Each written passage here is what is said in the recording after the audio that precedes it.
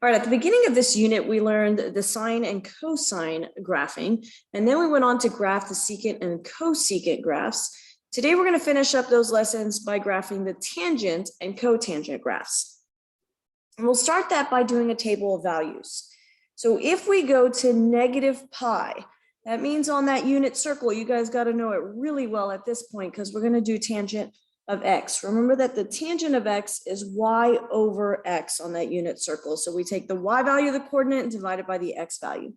So at negative pi, our x value is -1 and our y value is 0. So this would be 0 over -1, which is 0. At -3 pi over 4, we have our negative square root of 2 over 2 over the negative square root of 2 over 2, which is 1. At negative pi over 2, our x value is 0 and our y value is -1. And so you cannot divide by 0. That makes it undefined. So it's going to be undefined there. At negative pi over 4, it is -1. At 0, it is 0. At pi over 4, we've got 1. And at pi over 2, it is undefined again. So we're going to go ahead and graph these points so we can start getting an idea of what this tangent graph looks like. If you remember back when we did rationals earlier on in the year, when you divide by 0 here and it is undefined, it creates a vertical asymptote. So we are going to have a vertical asymptote at negative pi over 2, and we are going to have a vertical asymptote at pi over 2. So I'll draw those first.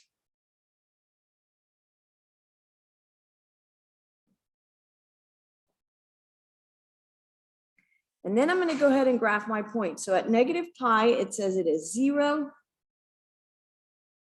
At -3 pi over 4, it is 1. It's more in the middle.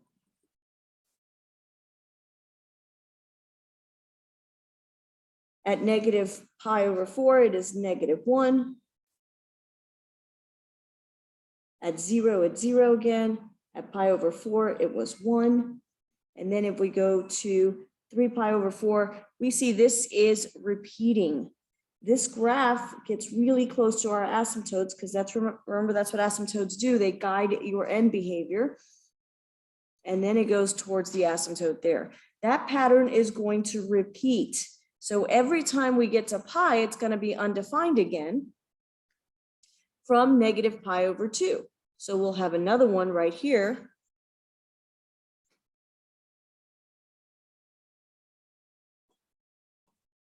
And then another one at this line back here. And then we're going to get another vertical asymptote here. Every pi distance, we're getting a vertical asymptote, and that pattern is repeating.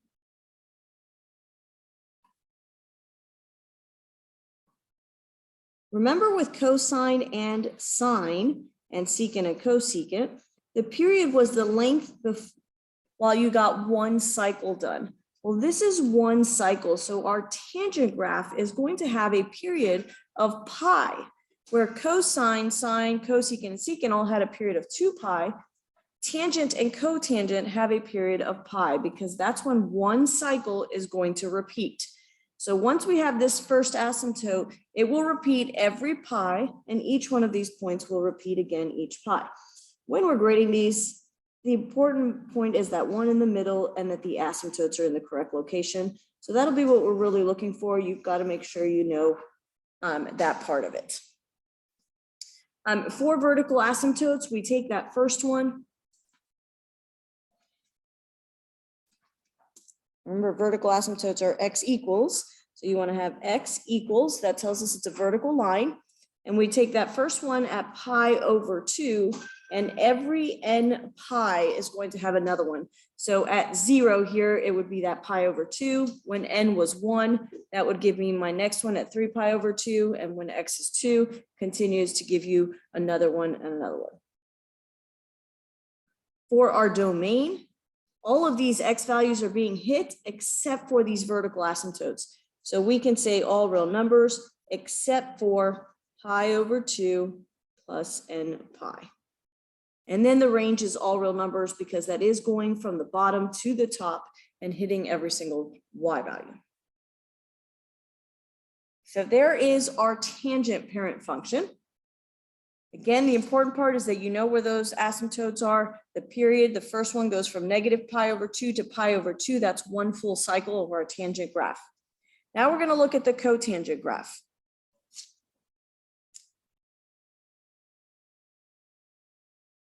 All right, so our cotangent, remember, is the reciprocal function of our tangent. That means that if we did the reciprocal, our cotangent is that x value over the y value. So it would flip all of those values that we got on that table previously. So negative pi was 0 for tangent. That means it's going to be undefined for the cotangent because we cannot divide by 0. That makes it undefined. Negative 3 pi over 4, if we flip 1, it's still 1. Negative pi over 2 was undefined. That means we had the 1 over the 0. So if we flip that, 0 over 1 is 0. Negative pi over 4 was negative 1. If we flip that, it's still negative 1. At 0, it was 0, so now it is undefined.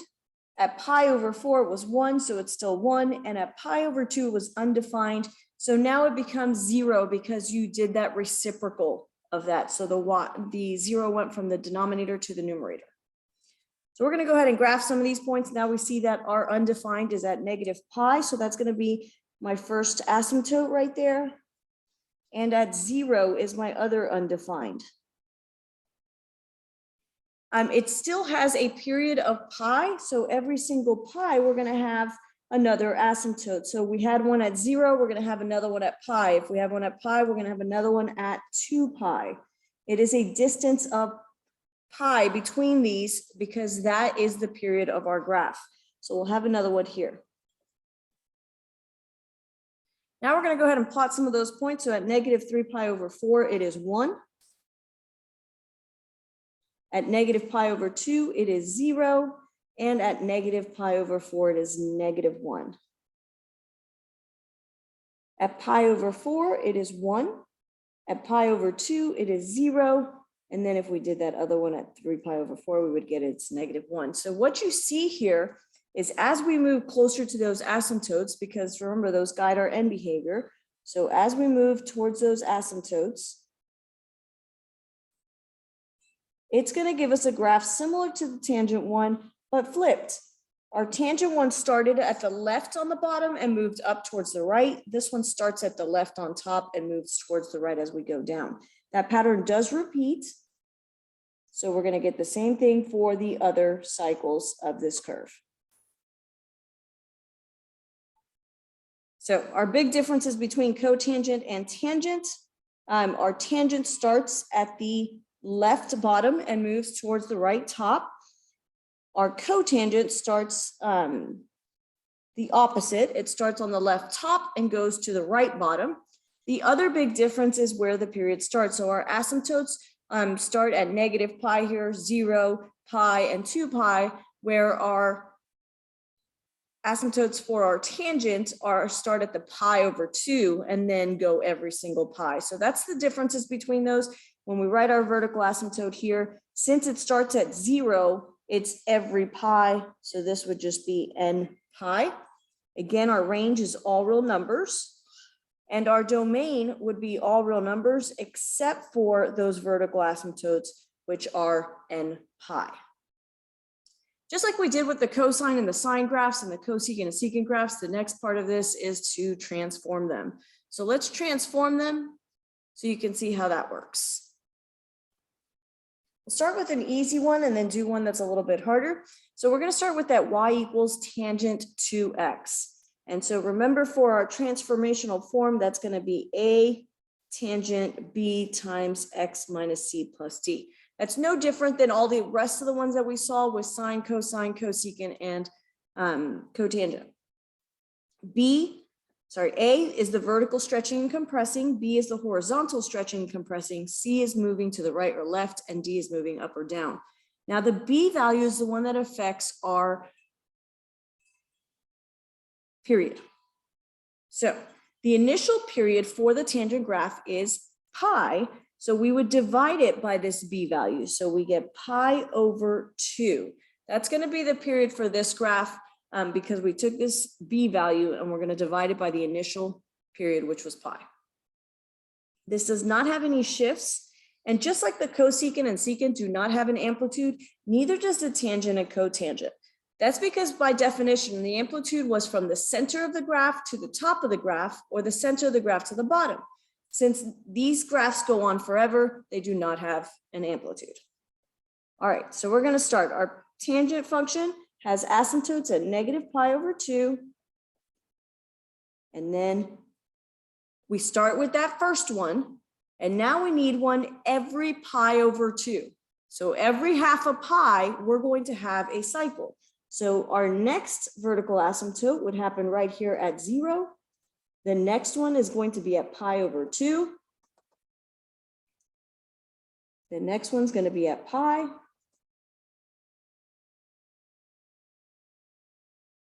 Three pi over 2. For those people that like equations, one of the ways you can find these asymptotes is you can go ahead and set this equal to the initial one. So this 2x, you can set it equal to the initial.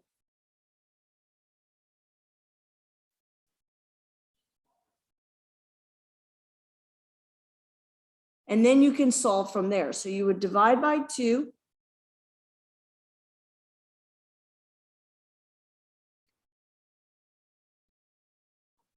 All right, sorry about that. I just made sure that here I had placed it at negative pi over 2, not thinking about that period. So again, back to this, we take this 2x equals negative pi over 2 because that was our initial asymptote.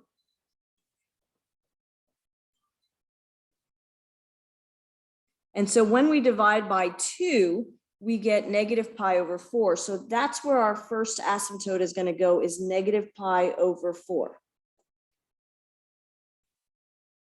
We forgot to take into account that horizontal compression by 1/2. So that's what we need to do for the asymptote. So our first asymptote is at negative pi over 2, not negative pi over 2. I left it with the initial parent function. Now to find the second one, I go ahead and do the same thing and I set it up equal to our other original asymptote. So these are the initial asymptotes from the parent function. And again, we divide by 2 and we get x equals pi over 4. So our next asymptote is going to be right here at pi over 4. And so that gives me a period of pi over 2, which is half a pi. So between here and here, we've got half a pi of distance. We have horizontally compressed it by that 1/2. At this point, every pi over 2, we're going to have another asymptote. The easiest way to see that, it's 1, 2, and 3 tick marks on the graph. So I would go 1, 2, 3 tick marks, and there is another pi over 2. 1, 2, 3, and there is another pi over 2. This one's going to have a lot more than the parent function because our period is so much smaller. So every pi over 2, we are getting another asymptote, another cycle of that tangent graph.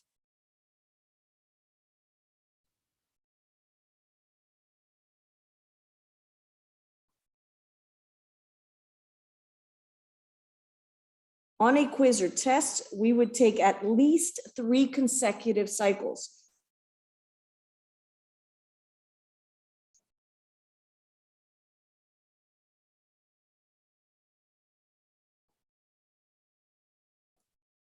So as long as you have at least 3 consecutive cycles, we will grade you correctly. Now, in between these 2 points would be our center point where it's crossing the x-axis. So that's what you want to do in the very middle of those asymptotes. That's where our point is, that it's going to cross our x-axis since we have no other shifts.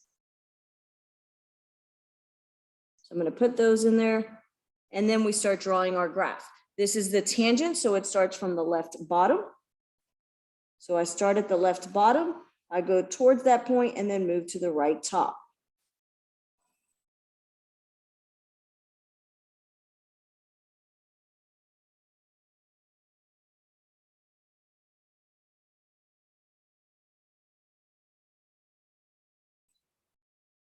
I've drawn every single cycle in here. Again, as long as you have 3 consecutive ones, then you'll be okay on a quiz or a test. But this is what the entire graph looks like. Again, we have a whole lot more cycles in the parent function because our period has been reduced by that half. So I'm going to have all of those extra ones within this same time frame. There is our tangent graph moved. For the range, remember that's all real numbers because it goes from the bottom to the top. And then our domain, we start with that first. Actually, let me write the asymptotes first. For our asymptotes, we start with that first asymptote, which is pi over 4. And then we are adding n times pi over 2 because that's the cycle. That's the one that we're getting every single time. And so our domain would be all real numbers except for those asymptotes, pi over 4 plus n pi over 2. All right, for our cotangent, again with some more transformations. In this case, we don't have a period transformation, we have the shifts. So we are going to shift both of these. This right here would be a right 2 pi over 3. And then this would be up 3. That does not affect the period. So the period is going to stay as pi. We are not going to have any amplitude. We said right 2 pi over 3 and up 3. Forgot to write the up. All right, so here we go. Since there is no period change, it's still going to be a pi distance from one asymptote to the next. So we take our first one for cotangent, that's the one right at 0, since our parent function was at 0. I'll go ahead and show you that. So there's our first one at 0. We are going to shift it to the right 2 pi over 3.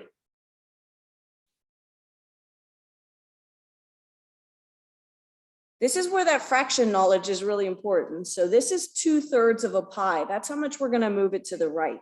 So a full pi is right here, which is 6 tick marks. So 2/3 of that would be the 4 tick marks. So that's where our first asymptote is going to go. It's moving from 0 to 2/3 of a pi. That's that right shift. If you're not that great at fractions, or you want to do it just like we did it up on the top part, you can always take this x minus 2 pi over 3 is equal to our initial asymptote. So you're always taking whatever you're doing the cotangent or tangent of and setting it up equal to the initial asymptotes. With tangent, that was negative pi over 2 and pi over 2. With the cotangent, it is 0. And so we get x equals 2 pi over 3, which is where we put this first asymptote. Now, the period is 1 pi, which was 6 tick marks. So we're going to go 6 tick marks, and that's our next asymptote. And we continue that pattern. Every 6 tick marks, which is 1 pi, we're going to have another asymptote.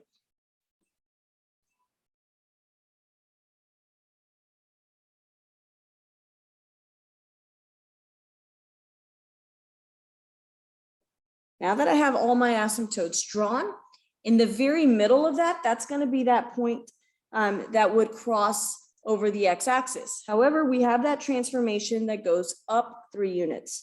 So instead of being on the x-axis, I'm going to go up 3 units, and that's where our point is going to be, in the center of those asymptotes.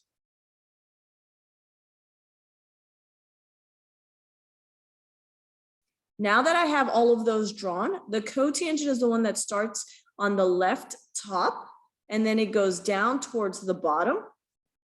So we're going to start at the top, and we're going to move towards our asymptote.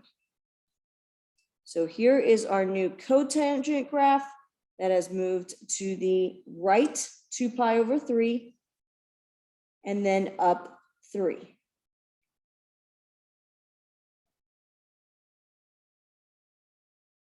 That one goes a little bit off of our page there. All right, for our last one here, I'm going to show you one that has a period change and a shift, just so you see how that works. Again, the amplitude is none for cosecant, secant, tangent, and cotangent. The period here, we're going to have to figure out because it does have a b value of 2. So we take that pi and we divide it by 2. So again, we're going to have one with the period of pi over 2. So we've got that horizontal compression. We're going to have more of those graphs once we finish it. All right, to find the first vertical asymptote, can't see that, there we go. You take this part that you're doing the cotangent for, so the 2 times x minus pi over 2, and we set it equal to our initial asymptote.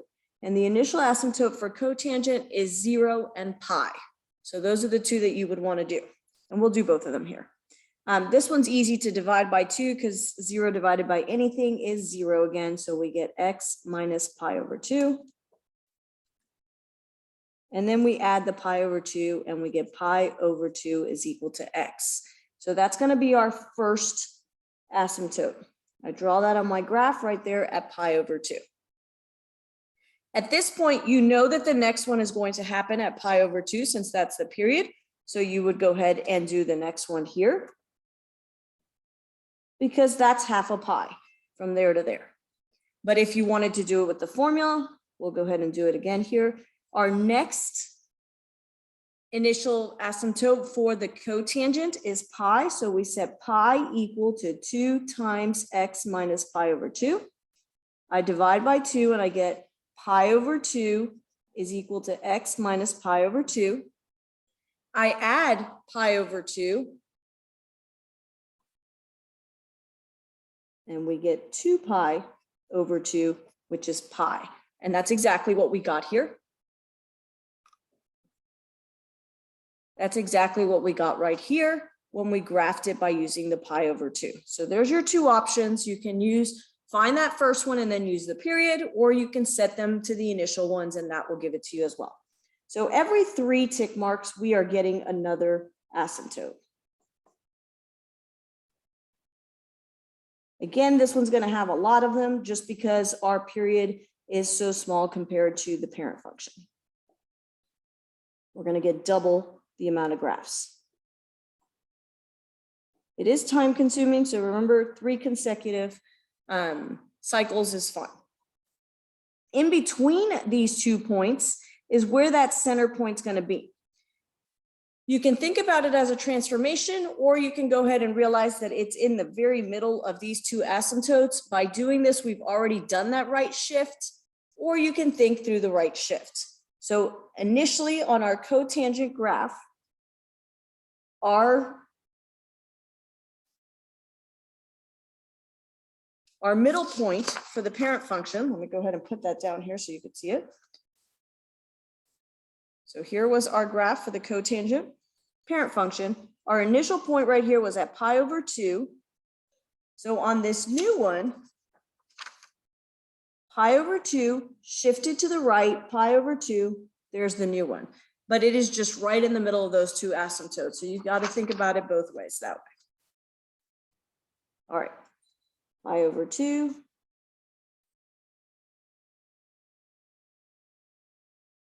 And we continue to repeat that pattern as we go through all of them. Now our cotangent starts at the top on the left and moves downwards.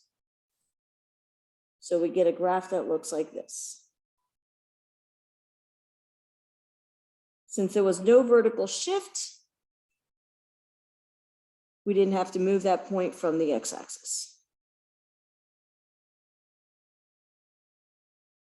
These do take practice, so you want to go ahead and practice graphing these to make sure that you have all the parts down. All of the trig functions have a lot of parts, so you want to think about everything and practice them so that you get good at them.